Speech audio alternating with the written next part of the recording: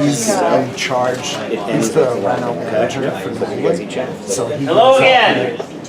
work with the client and also Wow. Hello again. Hey, that's what I thought you said. We are going to dig in. We are going to dig back in for our second half this morning. We are going to talk about goal setting. Before I do that, I want to introduce our next guest speaker, Greg DeCristofaro, who to some needs no introduction, but Greg DeCristofaro and his team. We have Keith and we have Raphael. These folks are with Homebridge Financial, okay?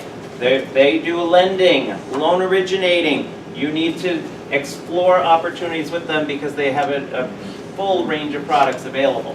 So they're an incredible resource and work with a lot of our associates. So why the hell do we have a mortgage company here? Well, I'm glad you asked.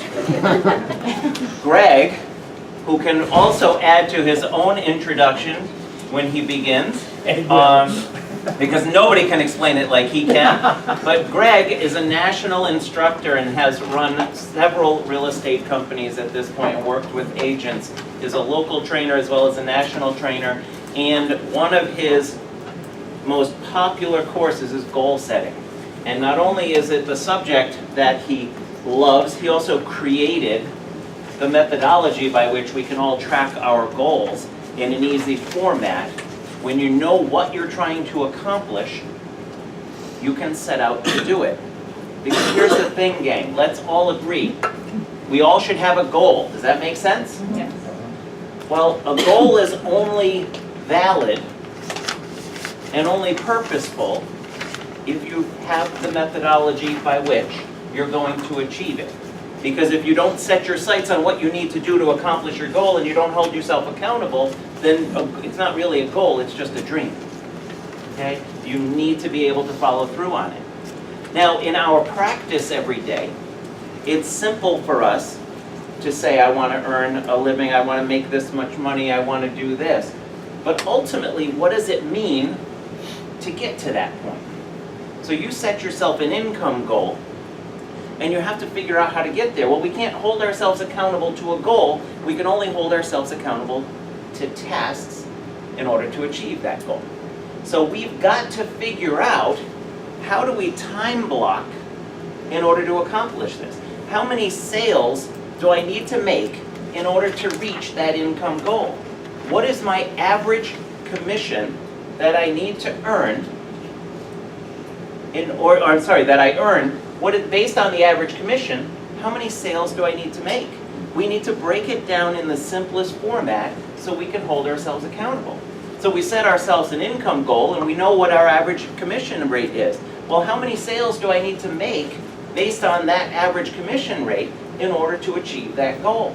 Well, based on how many sales I need to make in order to achieve that goal, how many listings do I need to take? How many listings have to close? If I know how many need to close, I need to know how many I need to take. Same thing on the buyer side. If I need to have a certain number of buyer sales close, how many buyer sales do I need to make? But more importantly than that, how many listings do I need to take in order to have that number that sell? How many sales agreements do I need to sign in order to have that number that close?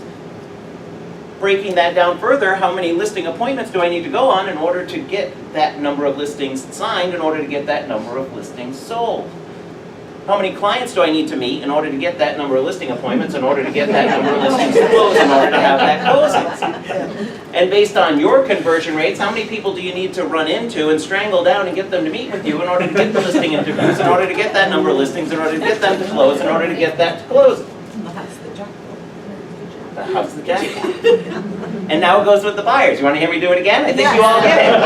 Okay. Going once, going twice, going twice. I have 200, I have 300. Okay. But is it easier to hold ourselves accountable to how many appointments I need to get this week, knowing that it's working towards the bigger goal of ultimately translating to the income goal? You get up every day and you can hold yourself accountable to tasks. It's much easier than waking up every morning and saying, I'm going to earn $1 million this year. Great, how are you going to do it? We call it our perfect week. I call it imperfect week because there's no such thing as a perfect week. But if you set yourself up for the perfect week schedule, including the appointments you need to do, or even the phone calls you need to make, or even the handwritten note cards you need to send in order to generate a phone call and as a follow-up, whatever that looks like, isn't it easier to set up your day with time blocking? Say yes, Steve. Yes, Steve. Great, I'm glad you agree. Okay, so this is your perfect week. Now I'm going to send all of this to you because of course we're going to send you the information that Greg's going to go over as well. So for those of you who can't read in the back, I feel your pain. It's literally just the days of the week with the hours of each day. It's critical that however you do it, you plan your week. You set yourself up for the things you know you need to be accountable to in order to achieve whose goal? Mine. Because you can only answer to you. You're not here for our goal. Our goal is your goal. You've heard us say that many times. Whatever that goal is. It could be a handful of sales. It could be a few dozen sales. Whatever that is, we want to help you hold yourself accountable to it, but the bottom line is you need to hold yourself accountable to it. So you need to put tasks in your schedule and time block for those tasks, whether it's phone calls, handwritten note cards, whether it's lunch, because that's what we tend to always forget, right? Oh yeah, by the way, I forgot to eat today. Okay? Now I know, Dean, that's great in theory. Nobody does that. You know, that's just great for the purposes of education. That's great. Okay? So for those cynics, I want to show you my perfect week schedule. When I was active in sales, this was my perfect week. Okay? So now, in the red I had prospecting as well as appointments. In the morning and in the afternoon. In the afternoon I just had appointments. I tried to schedule my appointments with clients in the afternoon because mornings was sent with follow-up or feedback from the following day. In the morning I added prospect and appointments into my schedule because if I got an opportunity to have a listing interview, I wasn't going to say, oh I'm sorry, I've got a prospect tomorrow morning, why don't we meet in the afternoon? I'm going to go on that interview because business has to happen. It's a direct result of your efforts. So I would reschedule the prospecting for the afternoon. Because if some client appointment interferes with your prospecting schedule, you don't cancel and replace, you reschedule. So whatever your schedule looks like, you know, back then we had caravans when we first started. Okay, team meeting, time block team meeting. I didn't allow an appointment to interfere with a team meeting. Okay, I scheduled, look, I had one night off. Wednesday night I took off. By the way, it never happened, that's why there's a question mark there. Okay, I would time block by 8:30, I would finish my day, which never happened either. Okay, I scheduled voicemail, I scheduled lunch, gray line is here at lunch, seldom happened too. Okay, scheduled open house. I scheduled 4.5 hours for my open houses. Why? Because you needed to prospect, you needed to send flyers to the neighborhoods or walk the area, you had to set up your signs. If you're showing up 3 minutes before an open house, turning on the lights when somebody's walking in behind you, then you're not doing it wrong. You know, you're not there to sell the house, you're there to meet buyers, set the stage. So I time blocked for that. Okay? You need to find a way to schedule holding yourself accountable. Because the upside to being an individual contractor or a self-employed contractor is that you run your own business. The downside is that you don't have any employees to help you do the work. So you get to run your own business, but you also need to be the employee that does the tasks that are going to make your business successful. Make sense? So find a way to time block for yourself. Okay? In your business, you need to know your why. If you don't know your why, take a day off and figure it out. Because if you're not working towards your why, you're never going to get there. But what we can help with is, what do you need to do? And a lot of you already know what you're doing. Some of you are still figuring it out, and that's okay, that's what we're here for. You need to know how to do it. If you know what you're doing and you know how to get there, or what your plan is, or how to get there, then ultimately you're going to achieve your why. Our goal is to make sure that you're doing so. Your goal needs to be in place in order to achieve it. So today's session is focusing on how do you break down what you need to do to reach that level. And we wanted you to have a general sense of your business, your average commission rate, and what have you. But even if you don't, we can use approximates, we can use industry averages, but you need to take this and make it personal to you. And the spreadsheet that we're working on today is going to be sent to you for you to manipulate and work with, okay? Don't get caught up in the fact that it's an Excel and I don't know how to use Excel, because it isn't an Excel format. But we can break it down in a manual level as well. Greg's program and methodology just helps you streamline it and hold yourself accountable. Okay? So that's what we're going to do today and help you break that down. So with that, Greg, welcome again. Nervous. I didn't know if we were doing all that. I thought we were putting numbers on a spreadsheet.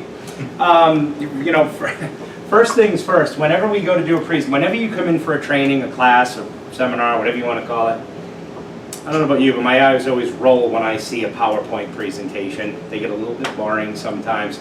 The only thing that can make that worse is a spreadsheet.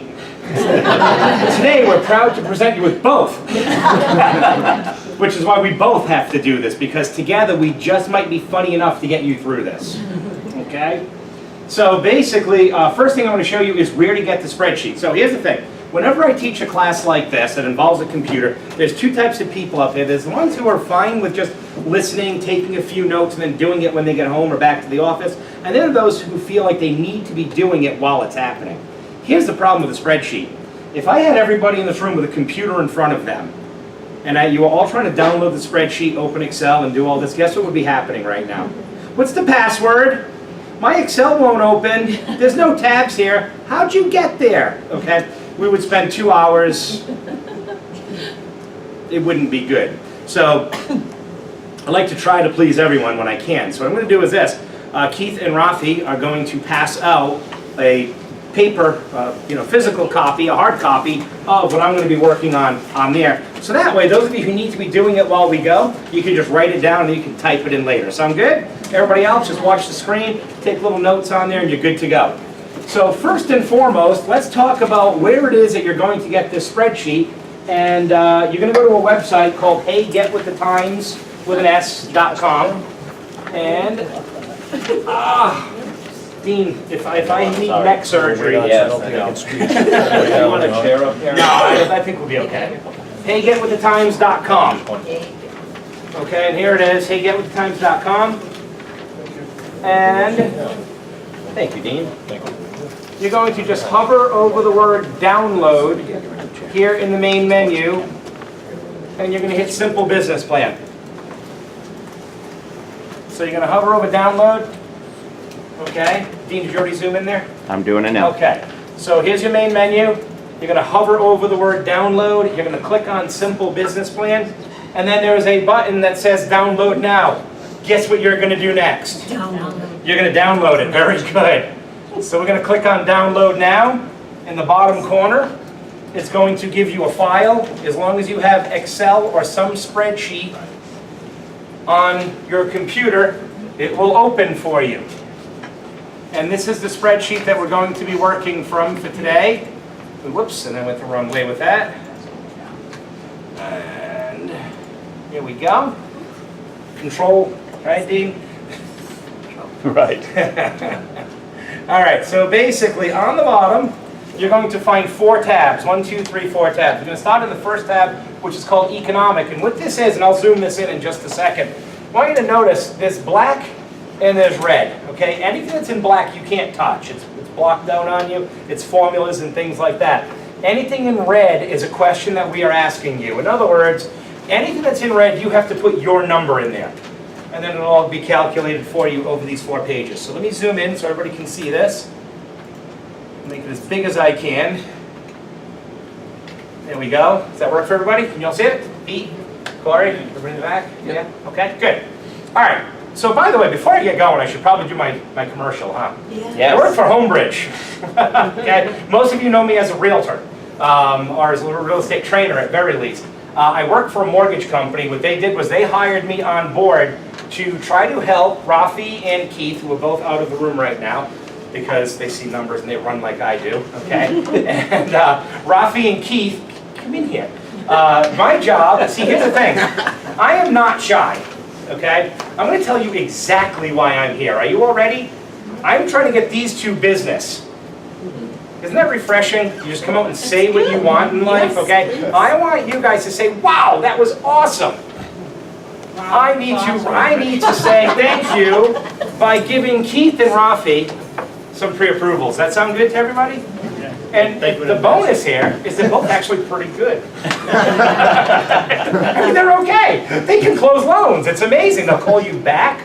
Everything. All of the things you'd expect, they can do. So, but that's why I'm here, okay? I'm here to help them get loans. So what I'm going to ask you all to do, if you don't mind, I also have homework every day when I finish a class. I have to report and tell my company what I did. So I need a business card from everybody. So if you could just take a business card and pass it to that end of the table, I would very much appreciate it. If you don't have one, shame on you. No, if you don't have one, just borrow somebody else's and write your name, email address, and phone number on there for me. Fair enough? And at some point, Keith and Rafi will probably give you their card, I would assume. Okay? Now, that's my last commercial for Homebridge, unless something just falls right into my lap, and I just can't help it but to make another one, all right? All right, so let's get to business planning. Ready, Dean?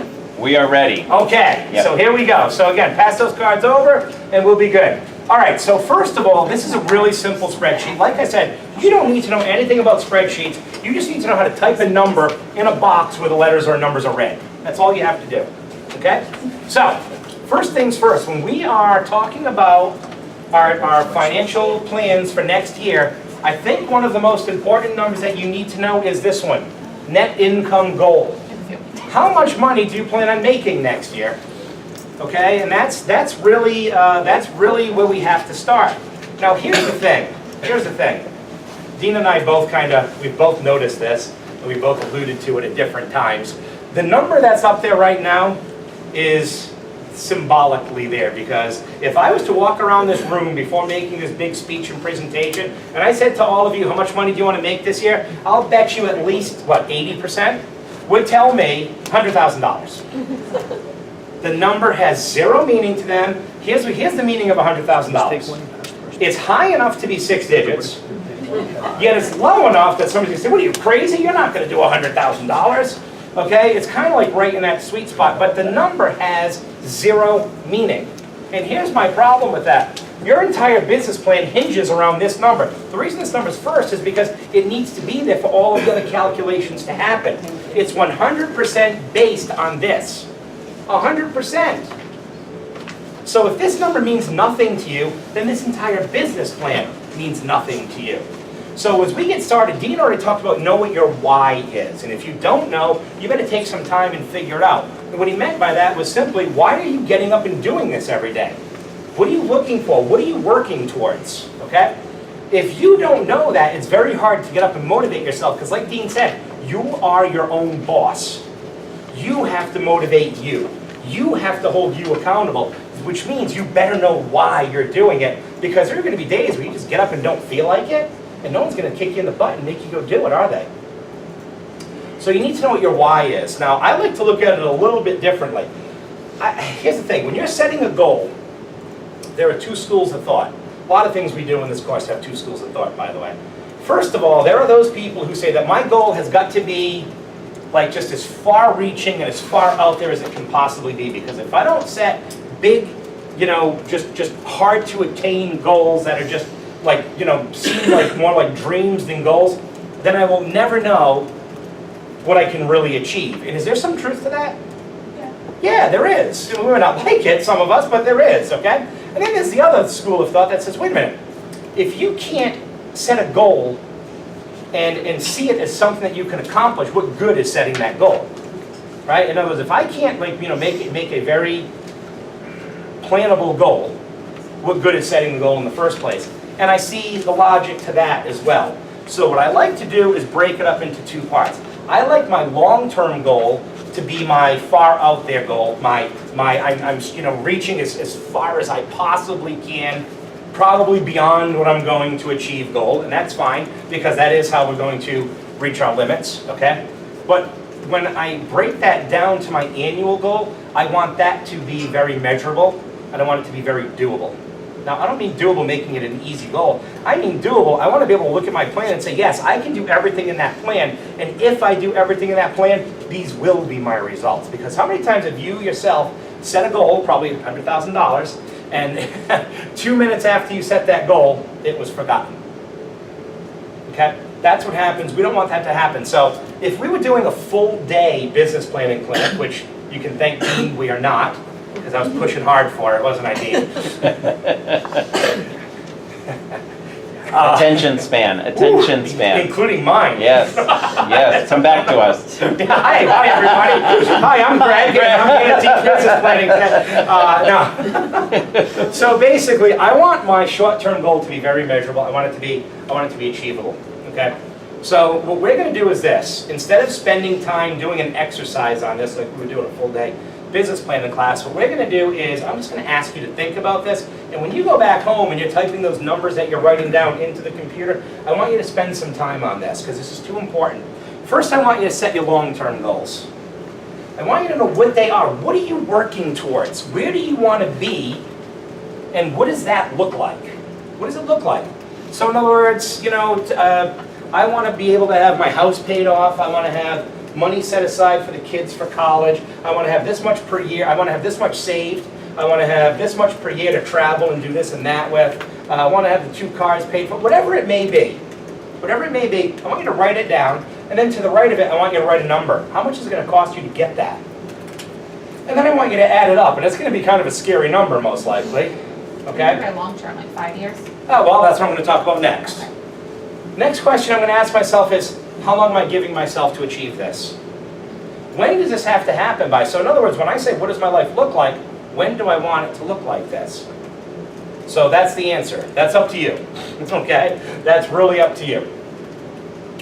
Once I do that, now I've kind of set out my long-term goal, and now I say to myself, well, I have 10 years to do this, okay? In other words, if my main thing is getting the kids through college and getting the house paid off, so when the kids are done with school, everything's paid for, everything's done, I don't have to worry. Well, I have 12 years till that happens. So I'm going to be on a 12-year goal. You see what I'm saying? I might have a 5-year goal. It's really up to you. It depends on what you're looking for out of this, okay? So once you have that, what I want you to do is now break it down to annual steps, which are going to be more realistic, which are going to be more focused. Does that make sense to everybody? Okay? So spend a little time doing that because, again, I don't want this number to be 100,000 unless it means something to you. Unless it means something, okay? So what I'm going to do is I'm going to say, well, I went and did my homework on this, and what I've determined is this year I'd like to be at about $160,000. Okay? Now I have a number that has meaning to me because now I can take this 160 and if I grow it, say 10 to 20% per year thereafter. Dean, is it easy to grow year after year in real estate? It's not easy, but it's possible. Okay, you're right. It is easy if you just do it. Okay, see, here's the thing. If you do it, you know what, you're right. I should have reworded that. Yeah. The great thing about real estate is if you do your lead gen every day, and if you do the same thing every day, doesn't that get easy? I've been doing this, I've been sleeping, like teaching this course this month. I can do it now without thinking about it. It gets easier and easier. So as long as I keep doing my lead gen, the same lead gen every day, every year am I going to do more business or less? More. I'm going to do more. So in other words, I should be able to see a 10 to 20% increase in my business every year, honestly, without even trying any harder. No, you still have to try as hard as you always have, but without even trying harder, it's automatically going to get bigger, not worse, unless you stop lead generating. Does that make sense to everybody? Do you understand why that is? Because this industry is like a mushroom. When you get one client, they introduce you to another. And then you get a buyer from that one. And then all of a sudden, they tell you about their friend that's listing a house. It's going to increase as long as you're doing the job properly. Okay? So basically, my base for year one is going to be $160,000. Now, I'm not a math guy. I'm not a financial guy. But there was a financial planner here earlier, right? Yeah.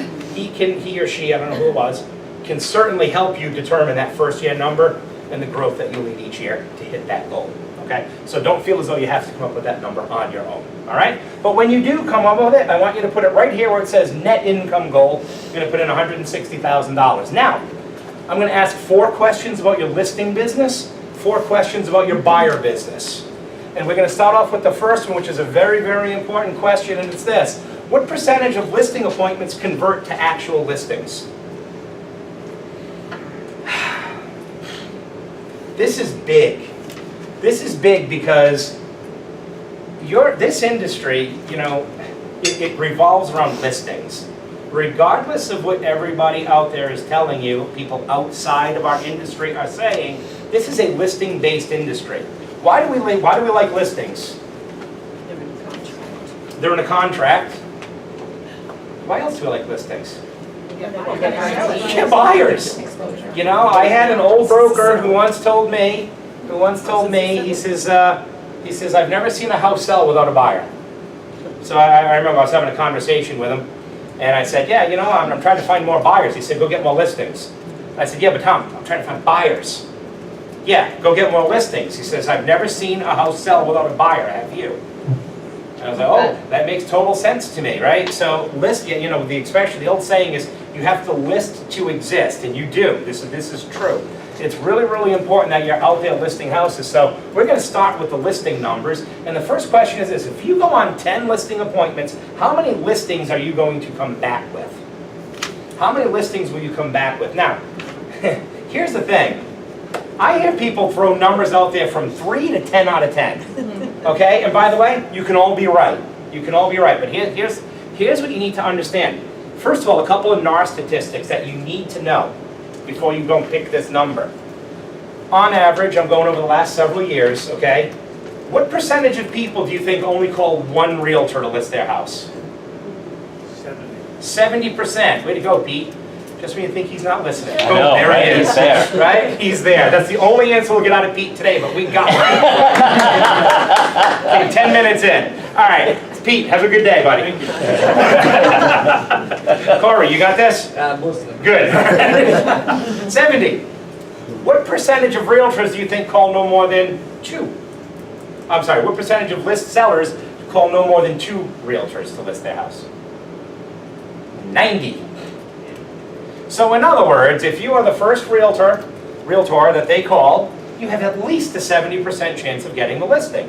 Plus, you have at least a 50% chance on that other 20%, right? So just mathematically speaking, if you get the listing appointment, is my opinion, you have an 80% chance of getting that listing at a bare minimum. Does that make sense to everybody? It kills me as I walk into offices, and this is all over the place. I walk into offices, I look at training calendars, and I see all of these classes about script, you know, objection handling scripts, building the perfect listing presentation scripts, all the, you know, how to build your listing presentation. And I'm like, but where are the classes that are teaching people how to get the listing appointment? Because here's the thing, you can have the greatest listing presentation in the world, but unless you have a seller to present it to, guess what?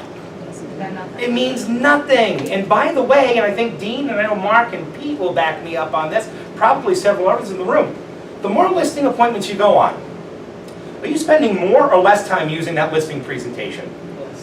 Less. It's about getting the appointment. Here's what it's also about. Should I take this listing? See, just because you can get 80, 90% of the listings based on that appointment, here's my question. Should you? Should you? Here's the thing. It's two schools of thought, just like always. 2 schools of thought. The first school of thought is, I'm taking every listing that comes my way. I am taking every single listing that comes my way because I need the practice. I'm new, right? I'm not good at this yet. I need the practice. I have the time. Maybe I'll get lucky. Maybe I'll meet a buyer off of it. Maybe I'll hound the seller until I get the price drop that he needs to get me to, right? So I'm going to take whatever listing comes my way. And if you're a new realtor, by all means, would you agree, Dean? Go ahead and take it. Yeah. Right? Go ahead and take it. As you start getting busier, though, there's going to be a problem. Because you now have less time. And time is something you can't replace. We always worry about how much money we're spending, but we never worry enough about how much time we're spending. We can make more money. We can't make more time. So as you're getting busier, and you walk into a listing appointment, and that seller is sitting there with his arms crossed, glaring across the table at you, and he says, Let me tell you something. I'm not giving this house away. Anybody heard that one yet? I'm not leaving a penny on the table. Okay, no problem. So let me ask you this. Why are you looking to sell? I don't like it here anymore. All right, where are you going? I don't know. When do you want to be there? I'll figure that out after I sell this house. But like I said, I'm not giving it away. Would you say you have a motivated seller on your hands? No. No, you probably do not. If you are a very, very busy realtor and you cannot get that person at a reasonable price, the odds are you should probably walk away from it. Make sense? Because What are you gonna do with agents? you could refer it to a newer agent, I guess. I don't know how I feel about But that. ultimately, if it's not a saleable listing, It's you an need to expense. spend your efforts somewhere else. Exactly. Look, it's an expense. It really is. I want revenues, not expenses. So here's the thing. That's good, though. It's okay. Fine when you don't like, though. All right. So the bottom line is, just because I'm offered a listing doesn't mean I'm going to take it. It just doesn't. Okay. So basically, as you are filling in this first number, I want you to start at 80 to 90%. I want you to start there. Okay. But then I want you to say, am I in the habit of taking overpriced, undermotivated listings, or am I in the market of walking away from them? Now, when I was selling real estate, I was selling a good amount of houses, and I didn't have a lot of time, and we didn't have the luxury of electronic signatures and Teams and all of that. I didn't know anything about that stuff. I was just running around like an animal selling houses, okay? And I learned very early on that if I was wasting time on those unmotivated sellers, I was losing the good listings to guys like Dean. See, Dean had a reputation. I'm not just saying this because he's in the room. This is the God's honest truth. Dean had a reputation. I'm sure you all do this. You get the houses that you want to show your buyer, and you look at the listing agent, and if I saw Dean, I would be like, I know this house is priced right, because Dean wouldn't take this listing if it wasn't priced right, and I'd sort of move it to the top of the list. Like, hey, we really need to get in to see this one, okay? I wanted that reputation. Once I got busy, I was able to stop doing that. I was able to walk away from the listings that I didn't think were going to sell, or that just didn't make sense at the time. And my percentage was about 50 to 55%. Which is low. I'll be the first to admit it. I overdid it most likely, but I don't think I ever had more than 7 listings at a time. Not because I didn't list houses, but because they would sell as soon as I got them. And I was able to get the same reputation as Dean. I was like, oh good, it's Greg's listing. At least we know we're not wasting our time there. Okay? And that's a good place to be because it saves you tons of time. It really does, okay? So basically, I was listing at about 55%. You may be listing at 90%. You might be taking 90% of the listings. Here's the cool thing. It doesn't matter because it's going to balance out either way. Because watch what happens next. My next question is this. Percentage of listings converted to a listing side sale. So in other words, once I list 10 houses, how many of them actually sell? Here's the dynamic here. If I am very, very selective as to how many houses I list,